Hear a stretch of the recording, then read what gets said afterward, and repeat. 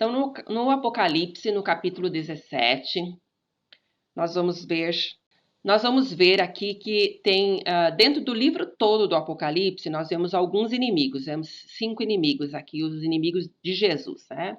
Então, nós vemos o dragão, o anticristo, que é a besta do mar, nós vemos o falso profeta, que é a besta da terra, nós vemos a grande meretriz, que nós vamos continuar estudando sobre ela agora nesse capítulo, e os 666, que são os adoradores do dragão, do anticristo, do falso profeta, e que também se opõem a Cristo. Tá?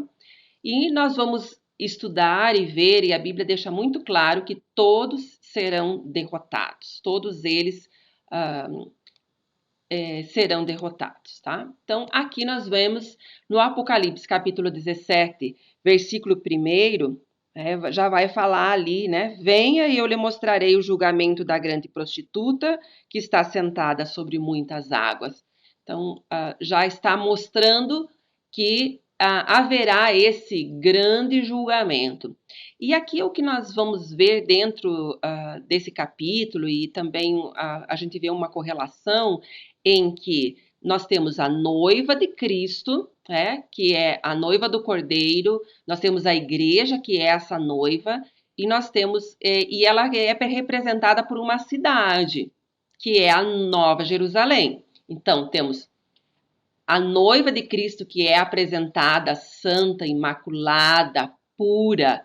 Isso não porque não tem pecados, mas sim porque os pecados foram lavados pelo sangue do Cordeiro. E ela é representada, então, por uma cidade, que é a Nova Jerusalém. E, por um outro lado, nós vemos a meretriz, que é a grande prostituta, que também é representada por uma cidade, que é a Babilônia. Sempre dentro do Apocalipse tem esses contrastes. E uma das coisas que a gente foi vendo ao longo desses nossos estudos, e também a gente vê isso muito dentro da Bíblia, que sempre tem 2 grupos, não é? São 2 grupos.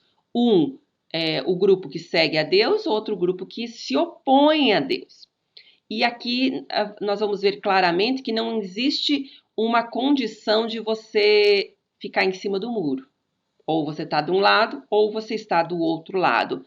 Então, tem a grande prostituta, que é a grande meretriz, que a gente vê que é esse sistema religioso que se opõe a Deus, apesar de ser religioso, mas ele se opõe a Deus, e vemos a noiva de Cristo, que é a noiva do Cordeiro, que é a Nova Jerusalém. Então, algumas coisas a respeito dessa grande meretriz, que é esse sistema eclesiástico de Satanás. Nós vemos que é a falsa igreja, que é a igreja apóstata. Isso quer dizer, são aqueles que se desligam de Deus. Isso não quer dizer simplesmente que eram da igreja e que depois deixaram de ser da igreja. Não quer dizer isso. Mas quer dizer, assim, de que se opõe a Deus e que também tem crenças opostas ao Senhor, tá? E é o contraste, então, com a noiva de Cristo, que é a verdadeira igreja. Essa grande meretriz tem influência mundial. Vamos ver aí nos versículos 1 e no versículo 15. No versículo 1 diz ali que ela está sentada sobre muitas águas.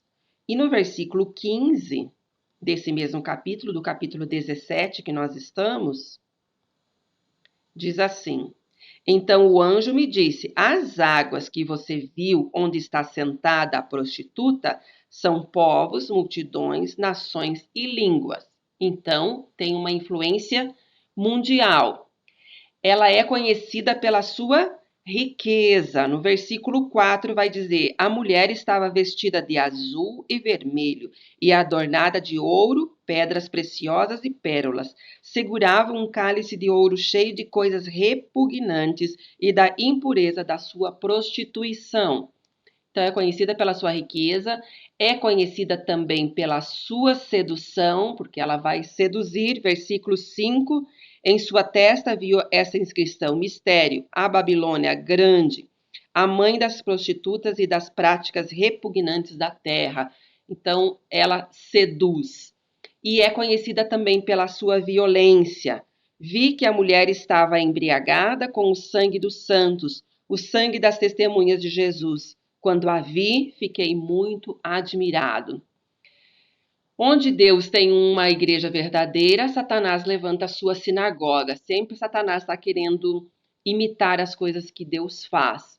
E é a grande meretriz, então, que é essa influência mundial para se opor a Deus, vai tentar fazer isso. E nós vemos que essa grande meretriz, ela tem uma taça de ouro na mão. Ah, quero chamar a atenção para isso. Isso está lá escrito lá no versículo 4, que ela tem uma taça de ouro na mão. E aparece outras vezes essa figura da taça a taça de ouro na mão. O que será que tem dentro dessa taça?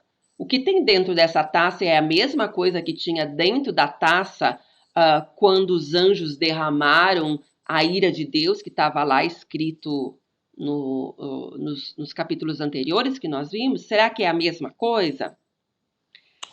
Ali no versículo 4 vai dizer: cheio de coisas repugnantes e da impureza da sua prostituição.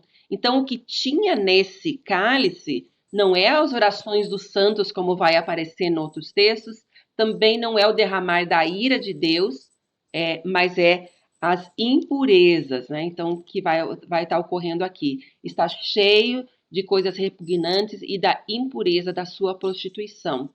Então, veja que essa grande meretriz, ela está adornada, ela está vestida com vestes bonitas e cheia de pompa, mas o que tem dentro dela são as coisas repugnantes e da impureza da sua prostituição.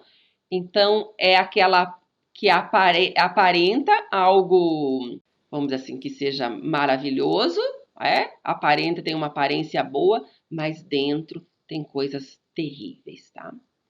Ela está montada numa besta vermelha. Aqui nós vamos relembrar só. A besta do mar, ela tinha 7 cabeças e 10 chifres. A besta da terra tinha 2 chifres, parece cordeiro, mas fala como dragão. Nós vimos que a besta do mar é um poder político e que a besta da terra é um poder religioso. E tudo isso é importante aqui por conta do que vem a seguir. Apocalipse 17, versículo 8, vai dizer assim: a besta que você viu era e já não é. Ela está para subir do abismo e caminha para a perdição. Os habitantes da terra, cujos nomes não foram escritos no livro da vida desde a criação do mundo, ficarão admirados quando virem a besta, porque ela era, agora não é, e entretanto virá. Esse versículo dá um nó, não é? O que será que quer dizer isso? Então, a besta que você viu era e já não é. O que será que significa isso? Ela era e já não é. Aqui nós vamos ter que lembrar daquele ferimento mortal que aquela primeira besta recebeu. Lembra que uma das cabeças, ela tinha 7 cabeças e 10 chifres? Uma das cabeças teve um ferimento mortal. Então, vai estar se referindo a isso. Ela era e já não é. Ela teve o ferimento mortal. Depois vai dizer, porque ela era, agora não é. E, entretanto, virá. Aqui está se referindo que a esse ferimento mortal que foi curado, que está lá no Apocalipse 13, versículo 3. Seguindo ali, no Apocalipse 17, versículo 9 e 11. Aqui se requer mente sábia. As 7 cabeças são 7 colinas sobre as quais está sentada a mulher. São também 7 reis. 5 já caíram. Um ainda existe e outro ainda não surgiu. Mas quando surgir, deverá permanecer durante pouco tempo. A besta que era e agora não é o 8º rei. É um dos 7 e caminha para a perdição. Também é algo difícil, né? Mas está ali dizendo que as 7 cabeças são 7 colinas, que é igual a 7 reis. Então, vamos ver ali que são 7 reis. Para que a gente possa entender o que são esses 7 reis, eu tenho que entender que esse governo precisa ser um governo mundial. Não pode ser simplesmente de um governo pequeno, tá? Então, nós vemos ali que diz ali que desses 7, o que aconteceu? 5 caíram. É isso que está dizendo. Então, se nós observarmos, nós temos grandes, dentro daquela época, ó, que João estava vendo, que João estava escrevendo a visão. Já tinha havido, então, 5 impérios que tinham reinado sobre, né, o mundo todo ali, que era o Egito, a Assíria, a Babilônia, Medo-Pérsia e Grécia. Então, dizia lá que 5 já caíram. Depois diz o quê? Um ainda existe, que naquela hora seria o quê? O Império Romano, que ainda existia. Depois diz lá que um ainda não veio. Qual será esse que ainda não veio? Então, e diz ali que quando surgir deverá permanecer durante pouco tempo. Quer dizer, durante pouco tempo ele iria governar. E esse aqui, então, é o reino do anticristo. Então, só recapitulando, 7 cabeças, são 7 colinas, que são 7 reis. São 5 já caíram, que são esses impérios. Um ainda existe, que é o romano. Um ainda não veio, que é o governo do anticristo, que ainda estaria por vir. Não sabemos se já está iniciando o seu reinado ou não. Isso nós não sabemos. Aí depois tem outra referência. Os 10 chifres que você viu são 10 reis que ainda não receberam o reino, mas que por uma hora receberão autoridade como reis, juntamente com a besta. Dá um nó, né? Mas agora vamos ver o que são os 10 chifres. Tinham 7 cabeças, agora são 10 chifres. E tudo isso está se referindo àquela besta que surgiu do mar. Então, esses 10 chifres é igual a 10 reis. Esses 10 reis, o que é que vão ser? É o símbolo de todos os reinos do mundo que darão suporte para o levantamento do anticristo, para se levantar contra Cristo e a sua igreja. Muitas vezes, aqui durante o longo da história, quando começou a ter alguns governos que começaram a se juntar, como a Comunidade Europeia, né, aqui a Comunidade das Américas, né? Então, aqui, essas coisas começou desse comércio livre, começou-se a cogitar algumas coisas a respeito disso. E pode ser alguma coisa que pode ter algum indício, no sentido de que está se armando a base dessas coisas, mas a gente não pode afirmar que né, é isso ou é aquilo, porque nós temos que lembrar que vai ter aquela questão da adoração. Então, esses 10 chifres são 10 reis e é o símbolo dos reinos que vão dar o suporte para o anticristo. Apocalipse 17, versículo 14. Versículo 14 diz assim: que esses 10 chifres e esses 10 reis, eles guerrearão contra o Cordeiro, mas o Cordeiro os vencerá, pois é o Senhor dos senhores e o Rei dos reis, e vencerão com ele os seus chamados, escolhidos e fiéis. Então, esses vão guerrear contra o Cordeiro, mas o Cordeiro vencerá, e os eleitos e fiéis vencerão junto com o Cordeiro. Aqueles que estão do lado do Senhor e que estão posicionados né, do lado de Deus, eles também vão vencer juntos. A Bíblia sempre vai deixar claro isso, que em Cristo Jesus nós somos mais do que vencedores. Então, sempre vai ter essa referência de que nós somos mais do que vencedores quando nós estamos em Cristo Jesus. E que as vitórias de Jesus são também as nossas vitórias. Continuando, ela está montada numa besta vermelha, a grande meretriz. Só que quando a gente lê lá no Apocalipse 17, versículo 16, vai mostrar que teve uma virada, algo se voltou contra. Versículo 16 diz ali: a besta e os 10 chifres que você viu odiarão a prostituta. Eles a levarão à ruína e a deixarão nua, comerão a sua carne e a destruirão com fogo. Então, a besta vai se voltar contra a mulher. Antes ela era apoio a essa besta, mas agora vai se voltar contra.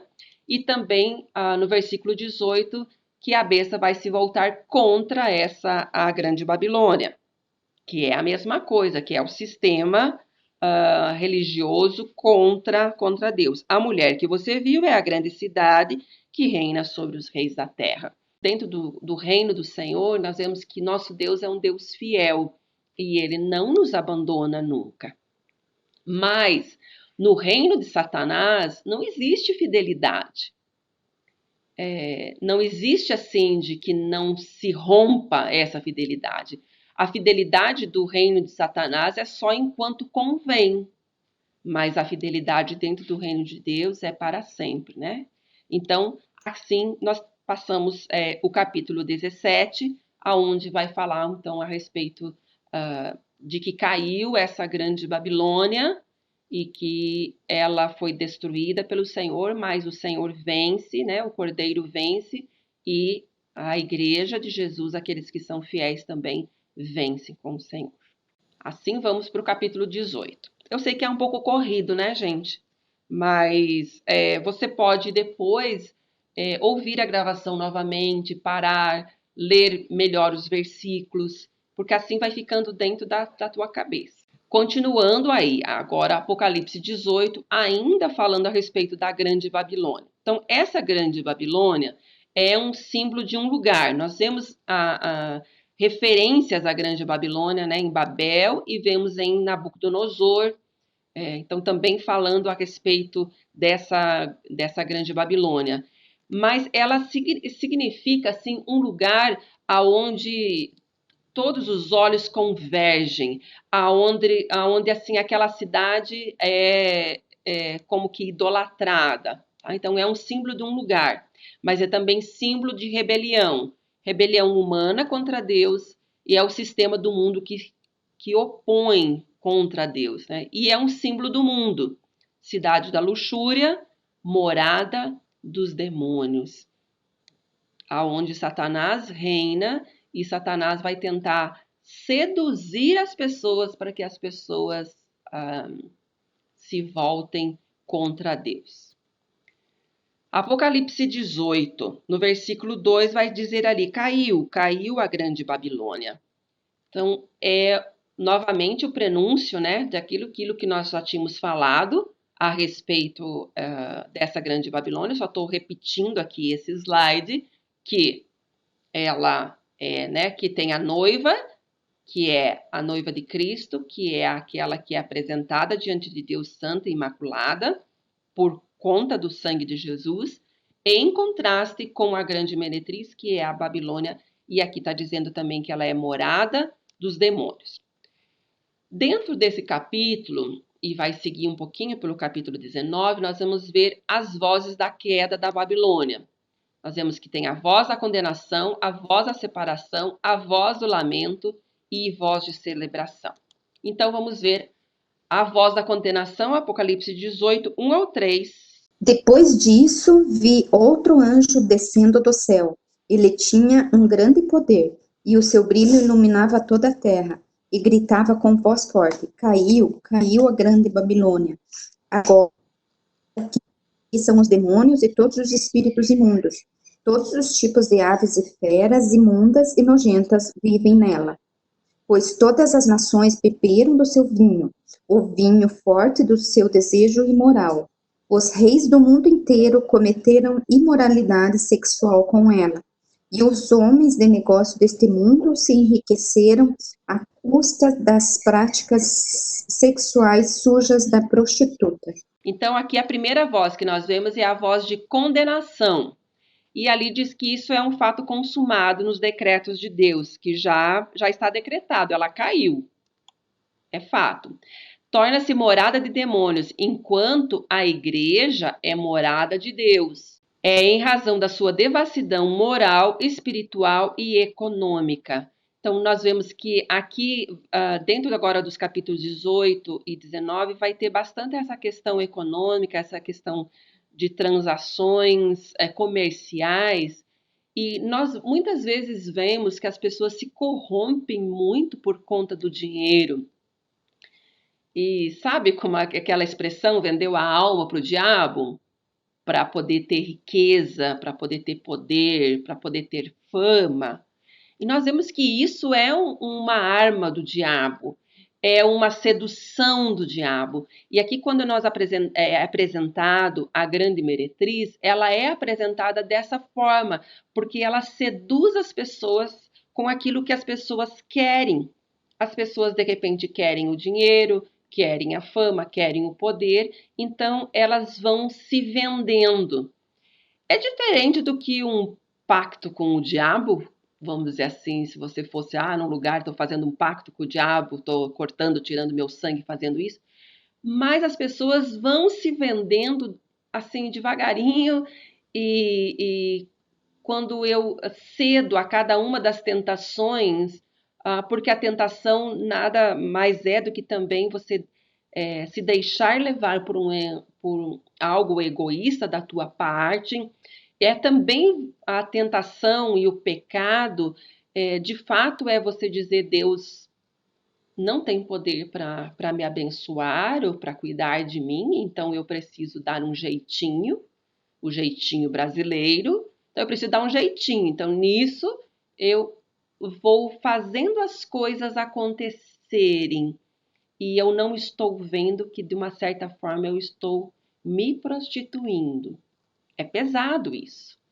Mas é isso que a palavra vai estar mostrando, porque eu estou deixando de ser fiel a Deus e eu estou me deixando levar pelas coisas do diabo, pelas propostas do diabo. Mas aqui agora, então, tem essa voz da condenação, que vai ser condenado essa grande meretriz. A segunda voz, a voz da separação. Eu ouvi outra voz do céu que dizia: Sai dela, povo meu, para que não sejas participante dos seus pecados, e para que não incorras nas suas pragas, porque já os seus pecados se acumularam até ao céu, e Deus se lembrou das iniquidades dela. Tornai-lhe a dar como ela vos tem dado, retribuí-lhe em dobro conforme as suas obras. No cálice em que vos deu de beber, dá-lhe a ela em dobro. Quanto ela se glorificou e em delícias esteve, foi-lhe outro tanto de tormento e pranto, porque diz em seu coração: Estou assentada como rainha e não sou viúva, e não verei o pranto. Portanto, num dia virão as suas pragas, a morte e o pranto e a fome, e será queimada no fogo, porque é forte o Senhor Deus que ajuda. Voz da separação. A ordem de Deus é para que a sua igreja deve sair desse sistema do mundo. Deus vai nos chamando a atenção, diga, saia disso. Nós vamos nos acostumando com algumas coisas e muitas vezes nós não nos percebemos que esse pensamento é um pensamento contra Deus. Então, muitas vezes, a gente vai deixando dizendo, não, tudo bem, todo mundo faz. Por que só eu não posso fazer?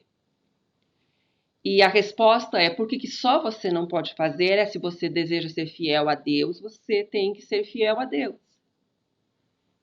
Não é pensando se os outros fazem, eu também posso fazer. Mas você precisa entender de que Deus está dizendo, você precisa sair dessa grande Babilônia. Quer dizer, você precisa sair desse grande sistema corrupto de que leva as pessoas a adorarem Satanás. Mas às vezes pode dizer, não, mas eu não adoro Satanás. Claro, de jeito nenhum. Mas as nossas ações, muitas vezes, estão mais condizentes com os adoradores da besta do que, às vezes, com o adorador do Senhor. É claro que eu estou fazendo aqui um contraponto forte, mas a palavra de Deus aqui é forte, dizendo, sai do meio dela. Aqui não tem a ver com você deixar amizades ou outras coisas assim, mas tem a ver que o teu coração não esteja ali. E muitas vezes, para a gente não agravar as pessoas, para a gente, não, fulano vai ficar magoado se eu não fizer isso, eu magoo o Senhor e não estou me importando se eu estou ferindo a Deus nem ferindo a palavra de Deus. Então, sai do meio dela. Tira teu coração dessas coisas. Algumas razões para a igreja sair. Para não se tornar cúmplice de seus pecados. Veja bem, gente, que se eu estou lá, vamos dizer que eu estou junto, tem algumas pessoas estão junto lá no assalto e eu não fiz nada, mas eu estou junto com elas. Eu sou cúmplice. Vamos supor que tem dentro da minha casa, a polícia bate na minha casa e vai ver que tem drogas dentro da minha casa. Está dizendo que você é cúmplice. Então, a gente tem que tomar cuidado para a gente não se tornar cúmplice dos seus pecados. E, às vezes, a gente cansa de lutar contra o pecado. Mas a palavra de Deus também vai deixar claro que eu tenho que lutar até o sangue. E que eu não posso ser cúmplice do pecado. Depois vai dizer, para não participar dos flagelos que sobrevirão.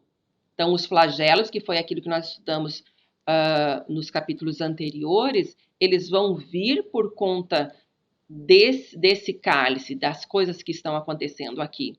Para entender os critérios do julgamento divino, Deus é justo e ele vai julgar as coisas dessa forma, para entender que o juízo de Deus virá repentinamente. Não, Deus vem com o seu juízo, Deus trará o julgamento. Terceiro, voz de lamentação. Aqui engloba do 9 ao 19, mas nós vamos ler em partes, tá bom? Então, o lamento dos reis e dos homens poderosos. Apocalipse 18, versículo 9 e 10, que eu vou ler aqui. Quando os reis da terra, que se prostituíram com ela e participaram do seu luxo, virem a fumaça do seu incêndio, chorarão e se lamentarão por ela.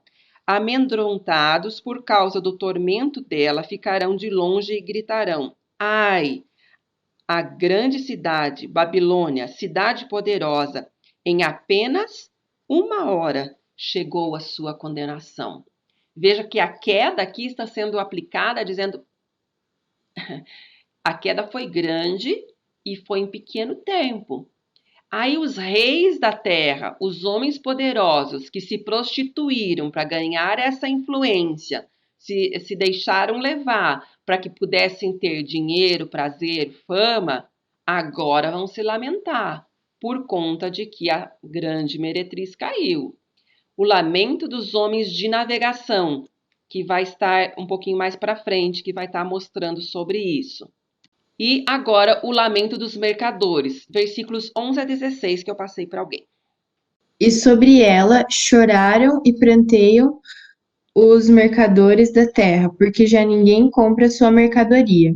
Mercadoria de ouro, de prata, de pedras preciosas, de pérolas, de linho finíssimo, de púrpura, de seda, de escarlata, e toda espécie de madeira odorífera, todo gênero de objeto de marfim, toda qualidade de móvel de madeira preciosíssima, de bronze, de ferro, de mármore, e canela de cheiro, e especiarias, incenso, unguento, bálsamo, vinho, azeite, flor de farinha, trigo, gado e ovelhas, e de cavalos, de carros, de escravos e até almas humanas. O fruto sazonado que a tua alma tanto apeteceu, se apartou de ti, e para ti extinguiu tudo o que é delicado e esplêndido, e nunca jamais serão achados. Os mercadores destas coisas, que por meio delas se enriqueceram, conservar-se-ão de longe, pelo medo do seu tormento, chorando e pranteando, dizendo: ai, ai da grande cidade, que estava vestido de linho finíssimo, de púrpura e de escarlata, adornada de ouro e de pedras preciosas e de pérolas, porque em uma só hora ficou devastada tamanha riqueza. Então, o lamento dos mercadores, nós vemos que tem, nos versículos 11 e 12 vai falar sobre artigos de joias, quer dizer, eles vão se lamentar porque não podem mais vender, não tem mais o comércio disso, os tecidos de luxo, artigos para ornamentação, artigos cosméticos, artigos de cozinha e artigos de mercadoria viva. E ali até mesmo fala a respeito de vidas humanas. E nós vemos que a escravidão parece que sempre ocorreu. E as pessoas muitas vezes vão olhando umas para as outras como negócios.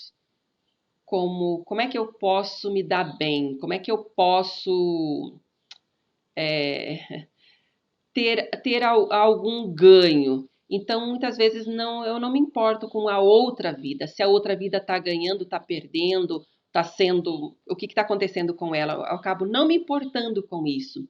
Porque, às vezes, o que está ocorrendo com as pessoas aqui é que elas estão só preocupadas com o ganhar. Só que, quando a Babilônia cair, quer dizer, quando esse sistema cair, os mercadores vão se lamentar, porque aí já não podem mais comercializar. E eles querem ficar olhando de longe, dizendo, não, isso aqui não vai me atingir. Mas eles são atingidos, então eles vão se lamentar com respeito a isso. E aqui nós vemos que existe um lamento, o reino mineral, o reino vegetal, o reino animal e o reino humano, todos eles são atingidos e se lamentarão por conta que se prostituíram com a grande meretriz.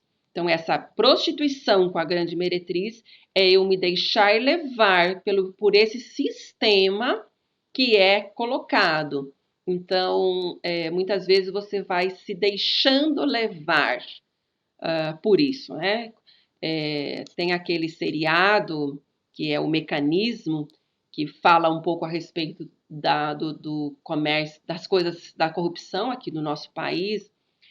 O que eu achei interessante é a questão de que não é só lá no governo que tem essa corrupção. A corrupção é em todos os níveis. Então, muitas vezes a gente entra dentro desse mecanismo. E, infelizmente, se a gente olhar até mesmo para dentro da igreja, não a igreja verdadeira de Jesus que está relatada aqui no livro do Apocalipse, mas a igreja, sistema religioso que nós vivemos hoje, às vezes tem muitas coisas que também são deixadas levar por esse sistema capitalista, esse mecanismo que acaba se envolvendo aonde eu só olho qual é o jeito que eu preciso ter para eu ganhar, para que possa vir para o meu lado as coisas, né? E temos a voz da celebração, versículos 20 a 24. Alegrem-se por causa dela, ó céus, e também vocês santos, apóstolos e profetas, porque Deus julgou a causa de vocês contra ela. Então um anjo forte levantou uma pedra do tamanho de uma grande pedra de moinho e lançou-a no mar, dizendo, assim, com ímpeto será lançada a Babilônia, a grande cidade, e nunca mais será achada. Em você nunca mais será ouvido o som de arpistas, e músicos, e tocadores de flauta, de trombeta. Em você nunca mais se achará artífice nenhum, de qualquer arte que seja. E nunca jamais se ouvirá em você o ruído de pedra de moinho. Também nunca mais brilhará em você a luz de uma lamparina. E nunca mais se ouvirá em você uma voz de noivo ou de noiva, pois os seus mercadores foram os grandes da terra. Porque com a sua feitiçaria você seduziu todas as nações, e nela foi encontrado sangue de profetas, de santos e de todos os que foram mortos sobre a terra. Então, nessa voz de celebração, existe em contraste com o lamento dos ímpios, a igreja no céu está celebrando a justiça divina. Nós temos sempre que lembrar que a nossa vitória não pode ser baseada nas coisas aqui da terra, que a nossa vitória deve ser de acordo com o céu, de acordo com os princípios do céu, porque essa sim vai ser uma grande celebração quando nós vamos estar lá nas bodas do Cordeiro, que nós já vamos ver daqui a pouquinho. Mas essa voz de celebração agora entra em contraste com o lamento dos ímpios. Os ímpios vão lamentar, mas a igreja do Senhor vai estar celebrando. Então, algumas conclusões que nós podemos ver aqui. No capítulo 17, nós vimos que a Babilônia, como a grande meretriz e a religião prostituída e apóstata, foi destruída. No capítulo 18, vimos que a Babilônia, como sistema político e econômico, que substitui Deus pelo dinheiro, poder e prazer, entrou em colapso. O mundo que tem zombado da igreja, que ridicularizado a igreja, que tem seduzido os homens e perseguido a igreja, já está com a sua derrota decretada. A grande pergunta é: você é um cidadão da grande Babilônia, a cidade condenada, ou um cidadão da Nova Jerusalém, cidadão do céu? E essa pergunta é que deve ficar aqui para nós. Eu sou cidadão de qual lugar? Eu preciso ser cidadão dos céus. Aí talvez a pergunta fique assim: como ter certeza de que eu sou cidadão do céu? Você é cidadão do céu se você tem as suas roupas lavadas no sangue do Cordeiro. Se hoje você já pode dizer: as minhas vestes são brancas, porque os meus pecados foram perdoados. Se na tua vida as coisas ainda estão misturadas, no sentido de que você não tem certeza de que as tuas vestes estão lavadas com o sangue do Cordeiro, você precisa se arrepender, pedir perdão para o Senhor, pedir que Jesus esteja te lavando, para que você seja um cidadão do céu. E se você é cidadão do céu, você precisa viver como um cidadão do céu. Daí você pode dizer assim: mas o cidadão do céu não peca mais? Bom, a gente não vai pecar mais quando a gente estiver lá no céu. Mas como cidadão do céu que vivo aqui na terra, o pecado tem que ser um acidente. Não pode ser uma coisa tão normal, entendeu? Então, muitas vezes as pessoas dizem assim: não, todos nós somos pecadores. E diante disso, eu fico usando essa expressão como uma desculpa para o pecado. Então eu estou mentindo. Todo mundo mente. Não, gente, a verdade está em mim. Jesus é a verdade, então a verdade está em mim. Então, na minha boca deve estar a verdade. E se eu estou mentindo, isso não causa um peso na minha consciência, não causa um tormento dentro de mim, algo está errado. Porque isso deveria ser um acidente. E dentro desse acidente eu vou ter a plena consciência: eu menti e eu preciso retomar. Eu preciso me arrepender e voltar a ter uma vida de acordo com o Senhor. O que eu vejo aqui, muitas vezes, é que, às vezes, tem pessoas que se acostumam tanto dentro de uma situação que elas não conseguem perceber que elas estão vivendo fora dos padrões do Senhor. Sabe, numa casa onde, assim, de repente a dívida é uma coisa tão comum que, de repente, aquilo não me afeta mais. Então, eu preciso ter uma vida diferente, eu preciso colocar ordem na minha casa. E eu tenho que saber aonde que está o problema, para que a minha vida fique em ordem, para que a minha vida fique de acordo com os valores dos céus. Ok? Apocalipse 19, vamos em frente aí para que a gente possa passar por todos esses capítulos aí, né, e terminar. Então, os céus celebram agora o casamento e a vitória do Cordeiro. Aqui nós vamos ver que dentro desse capítulo, no capítulo 19, nós vemos que os céus celebram o triunfo final de Deus sobre a grande meretriz. Então, Apocalipse 19, dos versículos 1 ao 6. Depois disso, ouvi no céu algo semelhante à voz de uma grande multidão que exclamava: Aleluia! A salvação, a glória e o poder pertencem ao nosso Deus. Pois verdadeiros e justos são os seus juízos. Ele condenou a grande prostituta que corrompia a terra com a sua prostituição. Ele cobrou dela o sangue dos seus servos. E mais uma vez a multidão exclamou: Aleluia! A fumaça que dela vem sobe para todo sempre. Os 24 anciãos e os 4 seres viventes prostraram-se e adoraram a Deus que estava sentado no trono e exclamaram: Amém, aleluia. Então veio do trono uma voz conclamando: Louvem o nosso Deus, todos vocês, seus servos, vocês que temem, tanto pequenos como grandes. Então ouvi algo semelhante ao som de uma grande multidão, como o estrondo de muitas águas e fortes trovões, que bradava: Aleluia, pois reina o Senhor, o nosso Deus, o Todo-Poderoso. Nos versículos 6 a 10, nós não vamos ler todo esse texto, mas vai falar a respeito que o céu celebra o casamento da noiva com o seu noivo, o Cordeiro de Deus. E os céus se abrem para a vinda triunfal do noivo, o Rei dos Reis.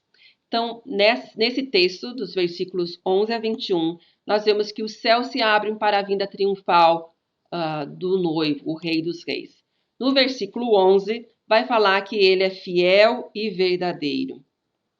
Diz ali: vi o céu aberto e diante de mim um cavalo branco, cujo cavaleiro se chama Fiel e Verdadeiro. Ele julga e guerreia com justiça. Eu não posso me confundir com esse cavalo que foi mostrado lá no sexto selo, tá? No sexto selo, não. Nos selos, que é o primeiro selo. Pode ser e pode não ser, mas eu acredito que não tem a ver, né? Não tem a ver aquele primeiro cavalo com esse daqui.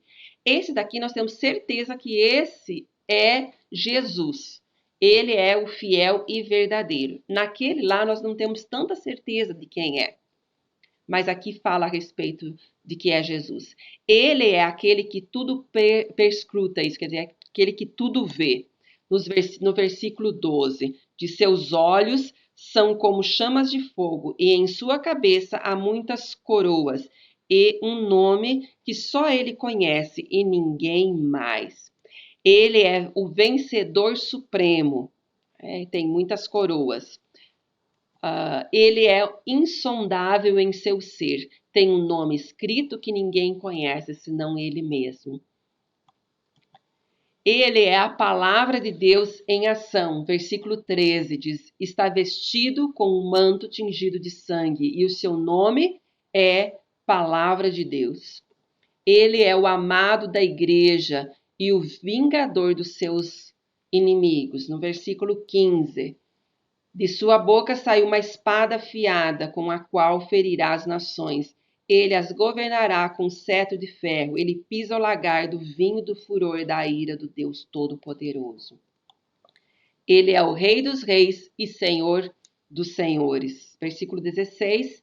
Em seu manto e em sua coxa está escrito este nome: Rei dos Reis e Senhor dos Senhores.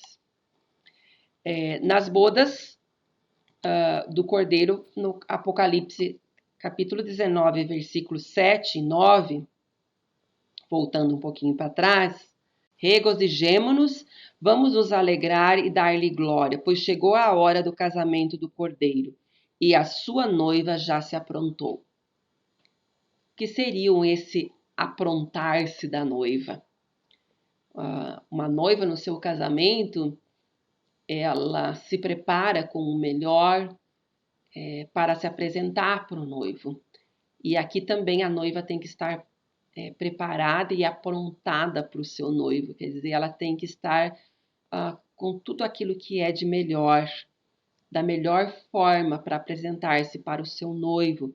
Nosso noivo é o Cordeiro, é Jesus Cristo. E diz ali que a noiva se aprontou. Foi-lhe dado para vestir-se linho fino, brilhante e puro. O linho fino são os atos justos dos santos. Aqui está a maneira da igreja se preparar. O linho fino são os atos justos dos santos. É eu me portar como cidadão do céu. É eu me portar como quem realmente vive o reino de Deus. E o anjo me disse: escreva, felizes os convidados para o banquete do casamento do Cordeiro. E acrescentou: estas são as palavras verdadeiras de Deus. Então, temos as bodas do Cordeiro. De um outro lado, temos as bodas dos vencidos, que até a apresentação dentro desse capítulo é até bem difícil, porque fala ali que vão se comer a carne dos reis, que, na verdade, quem come aqui são as aves de rapina. Mas aqui o que quer dizer tem 2 banquetes, de qual deles você vai participar? Das bodas do Cordeiro? Lembrando que das bodas do Cordeiro, você é a própria noiva. Você é a própria noiva, porque a igreja é a noiva. E se eu sou igreja, eu tenho que ser a noiva. Veja, gente, que isso não pode ser eu sou igreja de domingo. Não. Eu tenho que ser a noiva. E a noiva não pode ser só de domingo. A noiva não pode ser fiel só aos domingos. E de segunda a sábado ela está corrompida com a grande Babilônia. Não. Então, se eu sou a igreja de Jesus, eu sou o templo do Espírito Santo, eu sou a noiva e eu preciso ser adornada com o que está ali. O linho fino são os atos justos dos santos, que é o que está escrito aqui. Amém? Assim terminamos o nosso estudo de hoje.